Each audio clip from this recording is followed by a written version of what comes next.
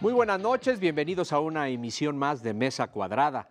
Inició ya el nuevo periodo ordinario de sesiones del Congreso de la Unión. Se anticipa el más complejo e intenso de la vida legislativa moderna del país. En 30 sesiones, diputados y senadores, cada uno por su lado, deberán aprobar las leyes secundarias en materia energética, de telecomunicaciones y competencia económica, así como la política electoral, entre muchas otras. El presidente Enrique Peña Nieto decidió no presentar iniciativas con carácter preferente y esto permite a los legisladores consensuar la ruta para discutir y votar las leyes reglamentarias.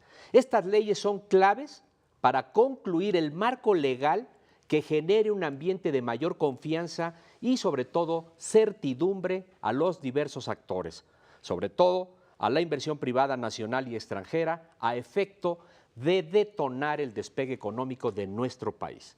Y precisamente para analizar estos temas, como cada semana, doy la bienvenida a Verónica Ortiz, a Luis Carlos Ugalde y a José Ureña. ¿Cómo están? Muy bien, gracias. Muy bien. Buenas noches. Buenas noches. Bueno, ¿qué les parece si vamos rápidamente a ver una nota de qué es lo que se viene precisamente en este periodo ordinario de sesiones? Vamos a analizar estos temas precisamente. El 1 de febrero inició el periodo ordinario de sesiones en las dos cámaras del Congreso de la Unión, con tres temas fundamentales en su agenda: las leyes secundarias de las reformas energética, político-electoral y de telecomunicaciones. El Congreso tiene hasta el 30 de abril para procesar al menos 37 reformas en esos tres temas, además de 19 modificaciones sobre la estructura de la administración pública, seguridad social, transparencia, medio ambiente, derecho de réplica, corrupción y código de procedimientos penales. En el tema energético se deberán revisar 17 leyes secundarias, en el político electoral son 11 modificaciones y en el de telecomunicaciones los cambios pendientes son 9. El reto es grande y de la mayor trascendencia para México. Por otro lado, la semana pasada el presidente Enrique Peña Nieto promulgó la reforma político-electoral.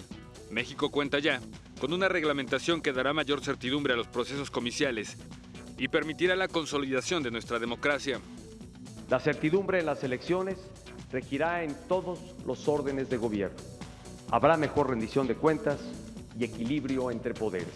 La reforma constitucional en la materia prevé la creación del Instituto Nacional Electoral, gobiernos de coalición, reelección de legisladores, causales de nulidad, transformación de la PGR en Fiscalía General de la República y regulación de publicidad, entre otras medidas que buscan darnos reglas cada vez más justas, eficientes y transparentes. Pues ahí tiene usted una agenda legislativa muy apretada. Verónica, ¿qué te parece? Pues así es la verdad un periodo muy cargado. Como veíamos muy bien en la nota, estamos hablando de más de 70 ordenamientos entre, digamos, legislación nueva, modificaciones, y hay una parte también que falta por contemplar, es decir, derivado de todas estas reformas constitucionales también hay órganos nuevos en los cuales el Congreso participa en la designación de los funcionarios. Falta la integración del organismo anticorrupción, del IFAI, del INE, falta incluso nombramientos en términos del Consejo de la Judicatura que viene ya rezagado, el Coneval que mencionaban también en la nota. Entonces hay toda una serie de trabajos para los cuales ya empezó a correr el tiempo, porque esta semana pasada ya fue la primera semana, y los resultados hasta el momento, por lo menos tenemos ya una reforma en materia de liberalización de ferrocarriles, es decir, para también ahí aparentemente hay duopolio, digamos, concentración de mercado de ferrocarriles y lo que se pretende es abrirlo.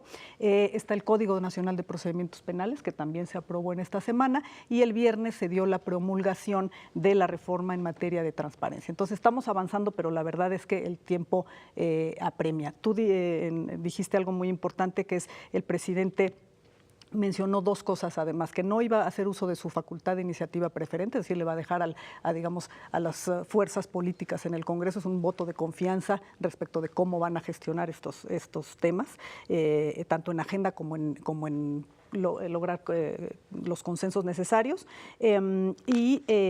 Otra, la reforma política para el Distrito Federal, que también se anunció y que viene, digamos, a engrosar los temas pendientes para este periodo. Paquetazo, sin duda alguna, ¿no, Pepe? Sí, muy grande lo que está pendiente, son muchos temas y ya muy metidos en la polémica. Está el caso de las telecomunicaciones, por ejemplo, que es uno de los que genera mayor ya genera mayor expectación, pero seguramente va a propiciar una guerra mediática muy importante porque participan los monopolios de las telecomunicaciones, bien sea desde la televisión hasta telefónica.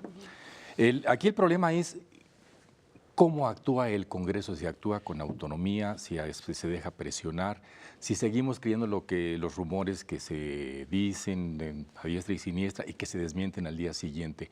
Al final resulta quizá que pudiéramos tener una reforma ni tan grande como la deseamos, ni tan buena como debiera. Luis Carlos, ¿tú cómo sientes? La agenda es congestionada. De hecho, no es un problema del Congreso mexicano el poder procesar esto a tiempo. Yo creo que ningún poder legislativo del mundo podría hacer tantas leyes en tan poco tiempo, de tal forma que va a haber un problema de incumplimiento en algunas de ellas seguramente. A diferencia de las reformas constitucionales del año pasado que requerían una sobredosis de negociación política, aquí se requiere una sobredosis de conocimiento técnico especializado. Porque cada una de las transformaciones a nivel constitucional donde se cambia una palabra para destrabar, por ejemplo, la inversión privada en hidrocarburos, a nivel de leyes requiere que eso se traduzca en leyes con decenas y centenas de artículos muy técnicos.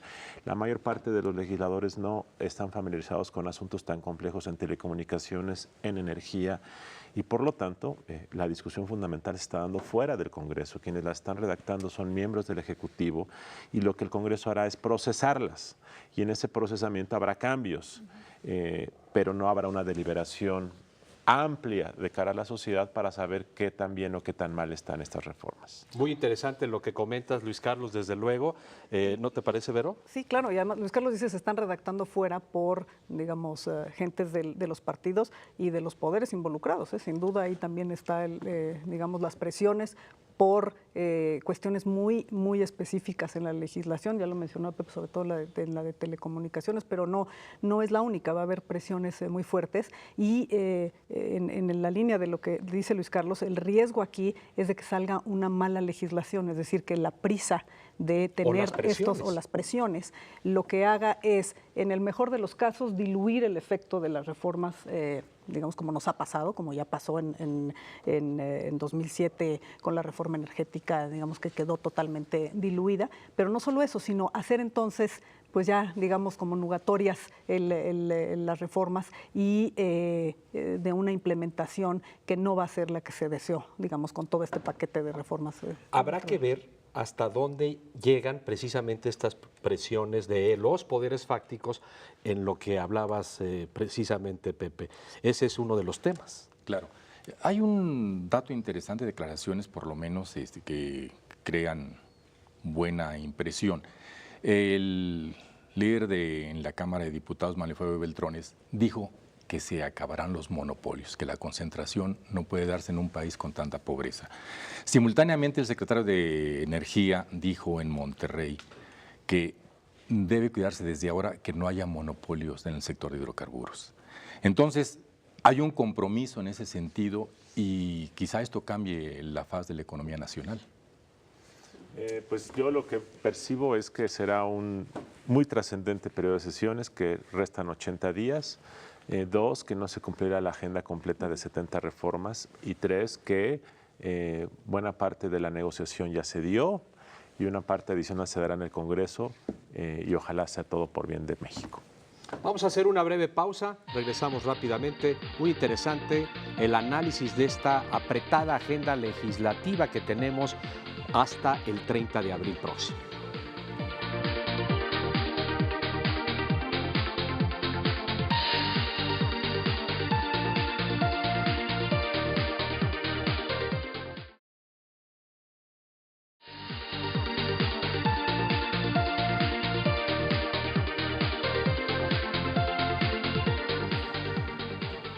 Estamos de regreso en esta mesa cuadrada y desde luego uno de los temas también muy polémicos que se van a presentar en la discusión es la ley secundaria de la reforma política electoral que tiene sus claroscuros, algunas cosas muy positivas y otras muy polémicas y desde luego pues algunos la consideran un retroceso.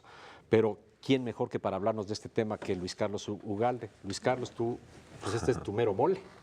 Bueno, he trabajado en estos temas algún tiempo, sí. ¿Cómo la ves? ¿Cuál es tu análisis de las ventajas, de las desventajas, de las cosas positivas, de lo que hay que modificar eventualmente? Hay dos ventajas que yo veo en la reforma político-electoral. Uno tiene que ver con el tema de la reelección de presidentes municipales y legisladores, que empezará a operar en los próximos años. Y la segunda es la autonomía de la Procuraduría General de la República, que puede motivar que ese órgano ya independiente del presidente de la República haga su trabajo con más imparcialidad y ojalá también con más profesionalismo. Esas dos cosas son muy buenas. ¿Qué es lo malo? Lo malo es centralizar la organización de las elecciones, no atacar los problemas de fondo de un sistema en donde las campañas cuestan más caras y más caras y más caras y esta reforma no ataca el problema de fondo. El problema es una legislación que piensa que castigando, amenazando con castigar va a resolver el comportamiento político, lo cual es totalmente falso. De tal forma que a pesar de que comparto un poco el diagnóstico que hizo el Partido Acción Nacional y su presidente en particular, de que algunos gobernadores meten mano, meten dinero, lo cual es cierto, la medicina que se receta me parece muy mala y me parece que esto va a llevar a otra reforma electoral en algunos años y va a llevar a muchos conflictos postelectorales empezando en 2015. Fíjate que ahorita que lo mencionas, yo también escuché a Gustavo Madero decir que no sé, ante la crítica de que se estaba perjudicando al IFE, digamos, con la extinción del instituto para crear el INE, el argumento que él señalaba era que al contrario, que se estaba llevando la fortaleza del IFE a los estados, ¿no? Cosa con la que yo no estoy muy de acuerdo, pero me gustaría tu opinión, sobre todo porque estamos, me parece, dándole como la puntilla a una institución que nos ha costado muchísimo en términos ¿no? de país. Lo que ocurre es que cualquier institución, sea empresarial, sea religiosa, incluso del narcotráfico, que las sobrecargas de responsabilidades nuevas puede llegar a atrofiarse gerencialmente hablando y empezar a hacer mal su tarea. Y yo creo que el IFE ha hecho un buen trabajo operativo de organización electoral, pero si le duplica las funciones en un entorno de conflictividad, es probable que empiece a hacer mal su trabajo. Entonces, ¿para qué dilapidar ese activo centralizando? Pero lo que a mí más me preocupa es que si la centralización en un IFE resolviera problemas de fondo, bienvenido, pero esta centralización no resuelve. Los problemas de fondo se llama mucho gasto en campañas que genera corrupción. Y eso no se ataca, se pone solamente como ejemplo, les pongo, se dice, las elecciones que rebasen los topes de campaña serán anuladas. Pero es indemostrable cuando se rebasa el tope de campaña, lo cual ocurre siempre y no por 5%. Las campañas ganadoras en México para gobernador, por ejemplo, rebasan el tope 500% quizá. De la forma que eso sí ocurre, pero no es con una amenaza de que te voy a anular la elección como vas a demostrarlo. Eso no se demuestra porque es dinero en efectivo, son triangulaciones de recursos, de tal forma que generas una expectativa de algo que es indemostrable y por lo tanto generas conflicto. Oye, no solo indemostrable, sino irrealizable porque el IFE no puede hacer la fiscalización en tiempo real. Necesitarías tener esos resultados de gastos de campaña si prácticamente. Si se pudiera fiscalizar el flujo de dinero que pasa por debajo de la mesa, pues a lo mejor podría ser un mecanismo en tiempo real, pero no es posible, no hay forma de hacerlo. Entonces estás generando una expectativa incumplible. Sí, yo no sé si a la gente le interesa una reforma como la que se propuso, la reforma electoral. Hay cosas que plantearon los partidos en campaña y se quedaron guardaditas. La disminución de legisladores no aparece. Los partidos controlan las candidaturas plurinominales, lo cual mantiene a una cúpula dentro del Congreso y si va a haber reelección, vamos a votar realmente por ellos, no hay voto directo para ellos. Esa es reelección. No sé cuál es tu opinión, Luis Carlos. A mí me parece que eso no es un avance. Respecto al número de legisladores, yo creo que una Cámara de Diputados con 400 en lugar de 500 diputados sería mejor, pero no me parece muy relevante. Me parece más relevante otras cosas para mejorar el desempeño. Me gustaría que fuera así, pero tampoco creo que el que se queden en 500 vaya a ser un lastre. El lastre es un Congreso de improvisados, de novatos, con un sistema de comisiones que no funciona correctamente. Yo creo que la reelección puede dar incentivos para cambiarlo. Respecto a la reelección, yo creo que es una buena medida desde un punto de vista de la lógica del funcionamiento de la política mexicana, porque establece carreras parlamentarias y cuando tienes una carrera, tienes el estímulo para ser especialista. No importa el grado académico, porque hay quien ha dicho de manera equivocada, hay que exigirles licenciatura o incluso maestría a los diputados para tener un buen Congreso. No, lo que hay que darles es la oportunidad de desarrollar una carrera profesional en el Congreso, que aunque tengas primaria terminada solamente, puedas especializarte y ser un conocedor de lo que haces. Respecto a los pluris, yo creo que efectivamente son una parte de las cuotas de los partidos. Yo creo que sería mejor abrir las listas, es decir, que tú votes por la lista, pero que tú puedas ordenar a qué diputado de esa lista prefieres primero, cuál otro y cuál otro. Eso sería un avance. No se dio, pero la reelección, a pesar de estas restricciones que mencionas, creo que es un avance. Luis Carlos, el compromiso de adendum para causal de nulidad de elección que propuso el presidente en la promulgación de la ley, ¿qué te parece? Muy buena idea. Para aclararle a la gente que nos ve, una de las causas de nulidad es que se rebase el tope de campaña por 5% que ya comentamos. Uno segundo que se estableció es que algún candidato ganador haya comprado cobertura informativa en medios de comunicación. Y para comprar, tú requieres comprobarlo mediante facturas, cheques de que tú pagaste a una televisora o a una estación de radio una entrevista. Eso está prohibido por ley. Y entonces ha sido una causal de mucha controversia en los últimos años porque hay presunción de que en algunas ocasiones un candidato es entrevistado porque paga. El presidente, al cambiar el verbo comprar por el verbo adquirir, le da una connotación más amplia y flexible, porque en ocasión, bueno, nunca tú vas a comprar una entrevista con dinero en efectivo, perdón, con un cheque, ni te van a dar factura. Esas son transacciones que sí ocurren en efectivo. Entonces, adquirir permite más flexibilidad legal y permitirá seguramente más posibilidad de que estas transacciones que ocurren puedan demostrarse. Vero, ¿querías agregar algo respecto a esta propuesta del presidente? No, me parece que es muy atinada, incluso porque se especuló de si digamos, el proyecto que se iba a votar venía adquisición y luego en algún, ¿no? Como les llaman los duendes ahí en el Congreso, algo pasó que la palabra se cambió por comprar. Me parece que lo que hace el presidente es muy atinado en el sentido de aclarar que digamos, el sentido y el espíritu de la propuesta era decir en términos amplios la adquisición, que abarca muchos mayores supuestos que la mera compra, por la cual no va a haber nunca una factura. Y yo nada más agregaría que me parece interesante cómo en la parte, o sea, esta reforma político-electoral, como su nombre lo dice, tiene como aspectos en términos de procesos y procedimientos electorales y aspectos en términos de diseño del régimen político.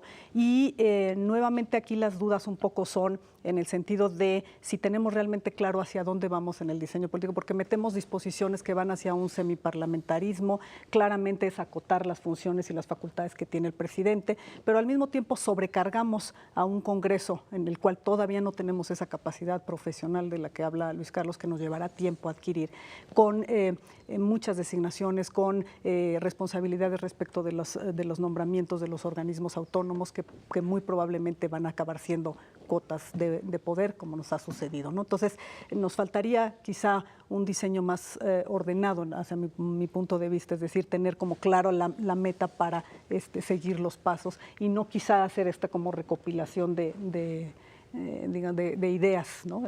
Algunas inconexas, me parece. Vamos a hacer una breve pausa, regresamos. Hay otras aristas interesantes que vale la pena también desmenuzar y analizar en relación a la agenda legislativa que viene.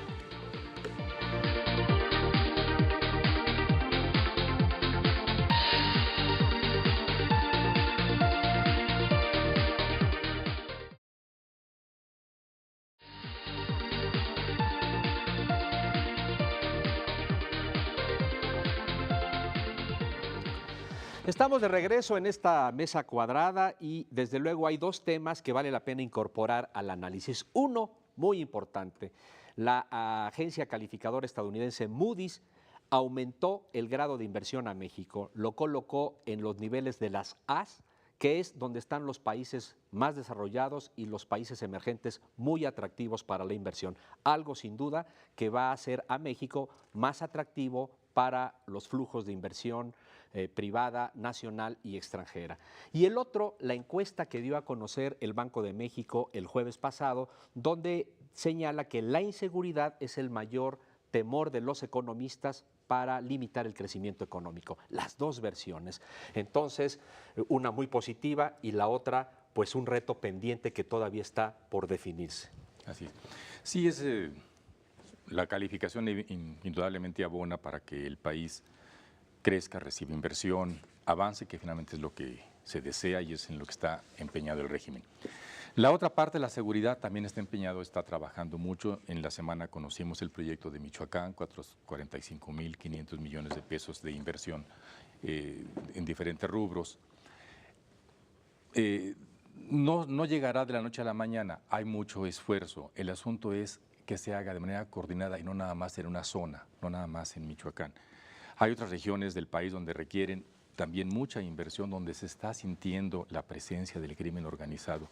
Entonces, esto indudablemente ayudará, insisto, son dos vertientes en que van en el mismo sentido, pero que requieren todavía mucho, mucho esfuerzo. Luis Carlos, Moody's mejora la calificación de riesgo país de México básicamente por el proceso de reformas estructurales justamente que tenemos y la expectativa de crecimiento económico, pero por el otro lado, pues el tema de la inseguridad, ¿no? Sí, claro. Son dos cosas que son posibles. Una cosa es que los inversionistas sientan que pueden hacer buen negocio en México, pero que haya inseguridad no significa que algunos de ellos puedan hacerlo. Es decir, pueden hacer buen negocio en Nigeria, en Angola, pueden hacer buen negocio en países en guerra. No es el caso mexicano, pero no hay contradicción, como tampoco hay contradicción en que Moody's nos dé un upgrade en la calificación crediticia del país y a la vez los mexicanos más que nunca tengan temor por su futuro económico. Son cosas que van de la mano y nos lleva a la conclusión. Todas las reformas estructurales que generan confianza en inversionistas como Moody's tendrían que venir de la mano de una mayor confianza del consumidor. Si se divorcian como está divorciado ahora, a la larga el proceso reformador va a fracasar desde el punto de vista político. El tema es que hay una expectativa muy optimista, pero mientras no se traduzca en el bolsillo de los mexicanos con crecimiento de la economía, pues la gente dice, sí, qué bueno que hay esa gran expectativa, pero nosotros necesitamos sentirlo en mayor empleo y en mayor calidad de vida. Así es, fíjate que yo reflexionaba esta semana para mi artículo que escribo, sobre las lecciones que nos deja el TLC. Estos días ha habido muchos eventos, ¿no?, que recuerdan que hace 20 años entró en vigor el Tratado de Libre Comercio y me parece que hay lecciones por el paralelismo que se ha hecho de cambio de paradigma, como se hizo hace 20 años con el TLC, ahora con las reformas estructurales. Y yo destacaría 3 lecciones. Una, no sobreestimar expectativas, es decir, también el TLC se promocionó en su momento como la llave para entrar al primer mundo y bueno, vemos que no es, digamos, exactamente la panacea, exacto. Hay que completar la tarea, que sería la segunda lección, es decir, un acuerdo en ese momento, ese tratado trilateral o unas reformas constitucionales, porque es lo que tenemos hasta este momento, por más estructurales y profundas que sean, no garantizan. Hay que hacer la tarea que se necesita complementaria, la de la legislación secundaria y sobre todo la de la correcta y debida implementación. Y por último, el tema muy importante de que hay que limpiar la casa, es decir, no va a haber tratado o reforma que supla la falta de legalidad que persiste todavía en nuestro país, la inseguridad, las condiciones no todavía de inseguridad en las que vivimos y que percibe la gente y sobre todo la corrupción y la impunidad. No va a haber ningún tratado ni ninguna reforma que supla el trabajo que tenemos que hacer aquí en ese sentido. Tú lo has insistido mucho, Pepe, Estado de Derecho, Estado de Derecho, Estado de Derecho. Y transparencia, como dice Vero, por supuesto. De repente se nos olvida que cuando se prohibieron las reformas se nos dijo que esto era a largo plazo. Mencionaba Vero el caso del Tratado de Libre Comercio. No dio frutos al siguiente año, pero ya los perciben algunos sectores. Y no sé qué hubiera pasado con la economía sin esos ingresos por exportaciones. Acá creo que es el mismo caso. El gobierno sabe perfectamente que no va a cosechar los frutos de sus reformas, aunque sí su desgaste. Entonces, Sí vale la pena decir que la calificación de Moody's no va a traer al día siguiente la inversión, igual que las reformas de telecomunicaciones no van a traer para diciembre próximo ya un saldo altamente favorable. Pero avanzar se da el primer paso y hay que esperar un tiempo.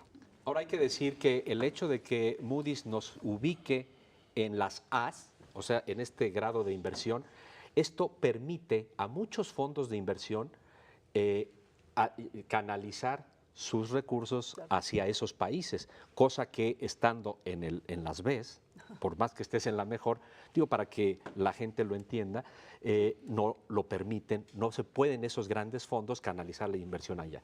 Pero hablando, y ya para redondear, Luis Carlos, lo que decía precisamente Verónica en relación al tema de lo que se discutió esta semana en torno a los 20 años del Tratado de Libre Comercio y que precisamente en el terreno internacional viene esta semana que iniciamos mañana la Alianza del Pacífico y la próxima semana reunión de los presidentes de México, Estados Unidos y Canadá en este contexto también, reunión que se va a realizar el 18 en Toluca y ligando lo que dice Lord Livingston, ministro de Inversión y Comercio del Reino Unido, que México aventaja a Brasil por las reformas que son claves para atraer inversionistas. Entonces, el contexto internacional, pues muy ad hoc para el despegue de México. Sí, por supuesto, yo creo que es un buen momento para México y yo creo que eso es un hecho y yo creo que en ese sentido, mediante flujo de inversión, México va a ser un buen candidato para mercados globales en los próximos años. No tengo duda de que sea eso, pero reitero, la pregunta relevante es cómo se traduce eso en dos cosas. Una que mencionaste, que es mejor empleo y más ingreso, y el otro tema que es el tema de vivir en un entorno de seguridad. Punto. Eso es lo que la gente quiere aquí y en Dinamarca y en Sudáfrica. Y mientras no se logre eso, las reformas estructurales serán un buen borrador teórico, pero no será una realidad política. ¿Y cómo garantizar el crecimiento sostenido? ¿No? Efectivamente, el TLC lo que trajo es un fortalecimiento de México como país exportador. Sin duda, los mejores resultados se vieron en eso, pero también se vio que no, era, digamos, como requisito necesario, más no suficiente para sostener un crecimiento como el que se necesita para sacar todavía a los millones de mexicanos que tenemos en pobreza, ¿no? Entonces me hace que hay que tomar las lecciones. Desde luego hay que celebrar el momento que vive México de una expectativa tan positiva que nos ha costado trabajo también, obviamente, como país. Entonces hay que celebrarlo, pero hay que saberlo aterrizar en la realidad y a futuro, ¿no? Pepe, conclusión.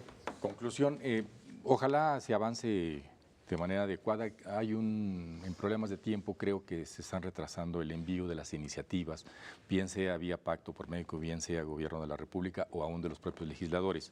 Creo que está retrasando mucho y eso aprieta más la agenda, dificulta más la discusión y que se haga un análisis sereno de las reformas. Es un problema. La otra parte son las presiones de los partidos y aparte de los poderes fácticos. Me llama mucho la atención, por ejemplo, cómo el PAN condicionó sacar primero la reforma electoral para sacar las reglamentarias. Eso condiciona mucho la agenda, no entra limpio a un debate para decir esto conviene y avanzar por donde se deba hacer, sino en lo que a él le interesa, lo que le interesa al dirigente del partido para ganar adeptos y poder reelegirse. Ese es un problema. Pues ahí tiene usted. Le agradecemos que nos haya acompañado en esta mesa cuadrada y sin duda habrá que ver cómo va evolucionando la cargada agenda legislativa para seguir proyectando a México y haciéndolo muy atractivo para la inversión y al mismo tiempo aterrizar el problema de la inseguridad, del Estado de Derecho, de la corrupción, para que se traduzca y se vea, se note en bienestar y en calidad de vida de los mexicanos, que al final del día ese es el objetivo central de cualquier política pública. Gracias por su atención, buenas noches, lo esperamos la próxima semana.